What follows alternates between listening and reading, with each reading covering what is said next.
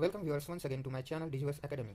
Here we discuss about Vedic culture, its effects in the world, which are hidden secrets, and most likely the practical use of astrology in our daily life to get our life better, to improve the quality of the life we live, and to understand consciously about how should we live our life.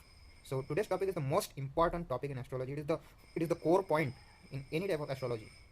If you want to learn it from a spiritual angle as well as from the practical angle, it is the core meaning of all shastras or Vedas or Puranas I am going to discuss with you today. So let's get started with four pillars of astrology. Four pillars of astrology. You might have heard about four Purusharthas from any Vedic text. I don't really go through the Vedic text if they are not logically driven and logically perfect.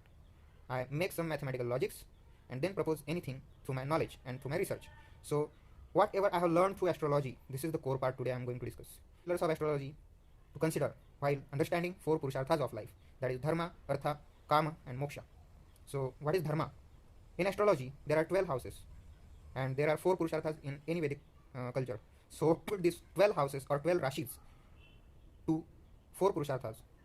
It has been distributed like 3 houses for each Purushartha, means the house number 1, 5 and 9, that is the triangle, that is the Dharma triangle as per astrology. 2, 6, 10, house number 2, house number 6 and house number 10, this is called as Artha triangle. 3, 7, 11 are considered as Kama triangles, and house number 4, 8 and 12 are considered as Moksha triangles. Why is it so? You might have heard about the importance of each of these houses, and you even know what Dharma, Artha, Kama and Moksha are all, but nobody would have thought like I am discussing right now. So let's get started with Dharma triangle, that is 1, 5, 9. Actually, the first house of Kalpurusha horoscope represents self. Dharma is quite related with your intellect and yourself. What your intention is displayed by what you think, and it is represented by first house. What helps you to think by yourself and create new ideas is the fifth house, 1, 5. And what your fifth house tells you with your intellect is used to create luck for you, a path for you to get a divine advice at every step is the work of your intellect. So that luck you get with the help of 1 and 5 is represented by the ninth house. That's why 1, 5, 9 houses are considered as Dharma triangle. Here what we get from practical angle is, if your intention is pure and your intellect, then your intellect always works for you to create your luck. That is called as true Dharma, true religion. Now religion is a pantha, it is a type of culture, but Dharma is more of a righteousness. That is the difference between religion and culture. Religion and righteousness means justice, we can say. Justice to everyone is like a Dharma. So you have to think, you have to advise by yourself. That is 1, 5, 9 triangle constitutes to Dharma, Purushartha. Then it comes to the Artha triangle, which is made up of 2, 6 and 10 houses. House number 2, 6 and 10. What second house represents? Second house is of inheritance. What values you have got from your ancestors, what wealth you carry from your ancestor is represented by second house. Sixth house is all about what we can use. If you are using everything in our life, then it is the sixth house which is going to help you in doing that. And 10th house is more of your pure karma, and a karma done in a way to achieve money is all about 10th house. It's also your fame, what fame you get by using your values.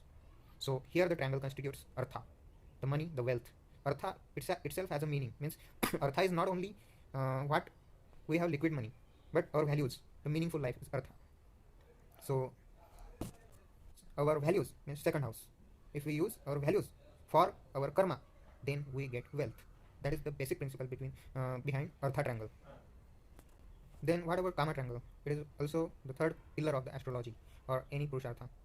So it constitutes 3, 7 and 11th house. What this represents? Third house is our efforts, communication. 7th house is the power house or business house or partnership house. We can say it is also a marriage house. Yeah. So 7th house is the power house. Then 11th house is the wish fulfillment house.